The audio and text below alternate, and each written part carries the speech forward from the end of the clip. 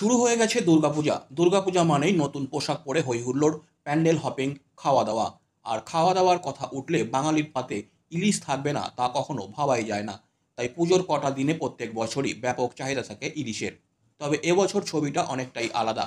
বাজারে ইলিশের যোগান থাকলেও চাহিদা তেমন নেই।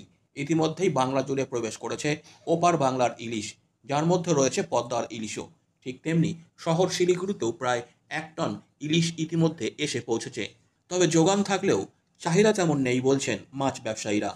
এ বিষয়ে শিলিগুড়ি রেগুলেটেড মার্কেটের হোলসেল ফিশ মার্কেট অ্যাসোসিয়েশনের সম্পাদক বাপি চৌধুরী জানান, প্রত্যেক বছরের তুলনায় এবছর ব্যাপক যোগান রয়েছে ইলিশের।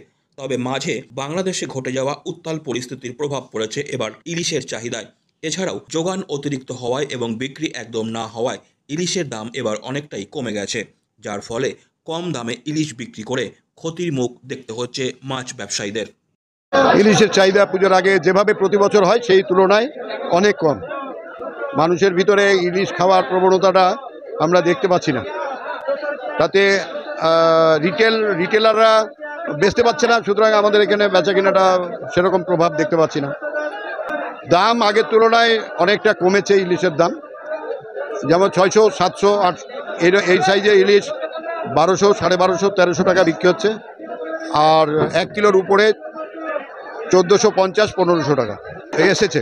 শিলিগুড়িতেও বাংলাদেশের ইলিশ এসছে, যে তুলনায় মানে চাহিদা কম থাকায় আমরাই চাইছি না যে মাছ আসুক, কারণ কি চাহিদা নেই, আর যারা পাঠাচ্ছে তারা ভীষণভাবে লস স্বীকার করছে।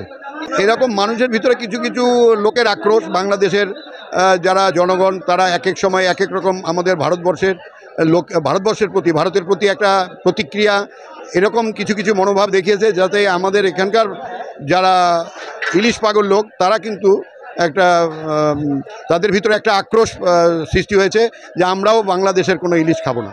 এটা আমরা যা আঁচ করতে পারছি, সবারই ক্ষতি হচ্ছে, যে পাঠাচ্ছে তারও ক্ষতি হচ্ছে। আমরা যারা আছি আমরাও সারা বছর একটা এই সময়ের জন্য অপেক্ষায় থাকি, যে এই সময় একটা এই ইলিশের প্রতি একটা আলাদা একটা আমাদের একটা ব্যবসা হয়। এটার ভিতরে আমাদের রিটেলাররাও যুক্ত, এবং আমাদের পশ্চিমবাংলার প্রত্যেকটা জনসাধারণও একটা মুখিয়ে থাকে যে এই সময় বাংলাদেশ থেকে ইলিশ আসলে আমরা বাংলার ইলিশটা পাবো। Disclaimer. This channel may not promote any violent, harmful or legal activities. All content provided by this channel is meant for an educational purpose only.